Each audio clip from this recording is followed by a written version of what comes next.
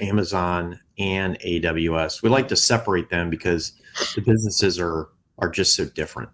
Well, I think the way it kind of works is Amazon ships massive amounts of revenue, then AWS makes all the profit.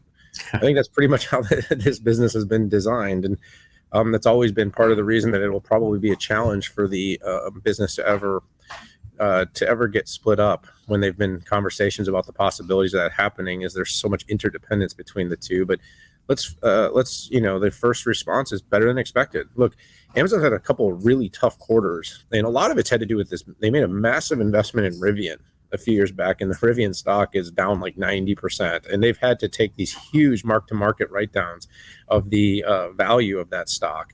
And while Amazon obviously did make some big investments, not only in Rivian, but also in electrification, and I think that was part of the whole narrative, that's an interesting issue for a company to run into, is when a big public company makes an investment in another public company, and then they have to actually suffer through the other company's performance on their own earnings report. It's not a real common thing to have happen with it. It's such a large magnitude that's taking you from significant earnings to significant losses. I think a lot of the street thought revenues were going to be soft, and this has a lot more to do with that kind of macro environment. People thought that consumer was down, this looming recession that everybody keeps talking about. I still think it's out there, Pat. Between you and me, there's still just a lot of reasons, between the high interest rates, this kind of rocky banking situation. There's a lot of cautiousness across the board. But having said that, some of the numbers that came in this quarter just don't reflect that. It seems like maybe it's the habits of the pandemic. Maybe it's the fact that Amazon is getting more wallet share, and people are just using their services. I feel like, I don't know about you, but I feel like I order something from Amazon every day. I literally can't think of like the last day something hasn't been dropped on my porch from Amazon. So, that's a good thing for the company. After they announced, they had a really strong response. Everybody was really excited. Now, when their CFO came on and talked, they did mention a little bit of cautiousness about the AWS growth, and I'll let you dig into that more momentarily, but that kind of killed the buzz. It totally killed the buzz, because of what we talked about in the beginning. It's so important to the company's profitability. On a more positive note, one of the things you and I have talked about over the last few quarters is Amazon as an advertiser hasn't been discussed a lot. But this quarter, Amazon did almost $10 billion in advertising.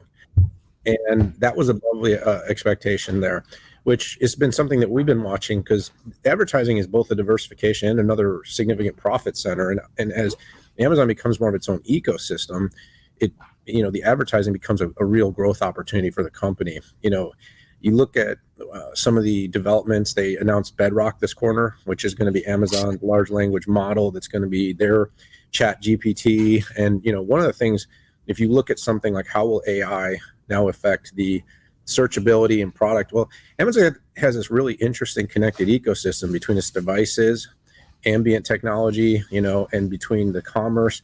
Pretty soon in the home, I can see, because they've been doing the conversational AI thing for a while. I mean, they've had all these devices, all these echoes and systems to be training for a long time. So their play in AI is going to be really interesting. And the tie-in between AI advertising and the smart home, or the intelligent connected home, is going to play an interesting role for its long-term growth, as it's going to make shopping even easier, and it's going to make the ability for Amazon to know and predict what people need even more proactive.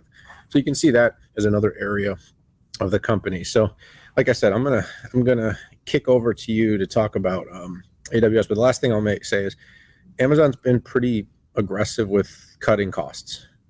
And so part of its path to profitability has been cutting costs. And I think I pointed out in a way where I'm sensitive to companies reducing, because there's a very difficult human element to this. But as you've seen, whether it's been Meta, whether it's been Amazon, the street is looking for companies to trim the fat right now. Companies hire too much. And if you look at from 2020, before the pandemic, to now, even with the cuts they're making, they're still way bigger. Way more people are working at companies. And I think they hired too fast, too aggressively, and we're starting to see the ships getting righted. And while it's hard to say, I think that has been part of the recent run-up. Good stuff, Dan. Thanks for leaving me a little bit of oxygen. But with a company like Amazon, there's a lot of room out there. So the AWS revenue growth number wasn't anything to swing you around the room. It was 15.7%, but I'll balance that out to it's honing in on $100 billion in revenue. That's just absolutely amazing. There was a lot of talk about customers optimizing spend, as you said. Amazon CEO Andy Jassy was really clear that this is cost optimizing versus cost cutting, and they're taking a long-term view, actually helping customers optimize their spend. And he said in the short term could be a show drive declines, but this is a 10-year bet. And the way that he talked about this was reiterating what he talked about on one of his infamous CNBC interviews, that there's 90% of global IT spend is still on-prem. That was a great interview. I know it really had ripples out there. I enjoyed that. And the other big observation that I had from the call was really leaning in on its own chips for AI. And let me read the quote here. He said, quote, "I think there's a lot of chips out there, particularly GPUs, which are optimized for this type of workload. They're expensive and they're scarce, and it's hard to find enough capacity."